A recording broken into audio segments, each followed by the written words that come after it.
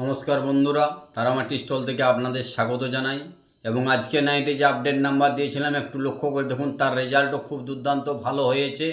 ছখানা ছোট বড় প্রাইজ হয়েছে এবং এক দাদাভাই কমেন্টে কিছু মিডিলের টার্গেট নাম্বার দিতে বলেছিলেন।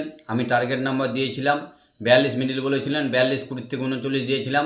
42 22-এ 1 লাখ টাকা পুরস্কার হয়েছে এবং 42 20-তে 1200 টাকা গ্যারেন্টি হয়েছে।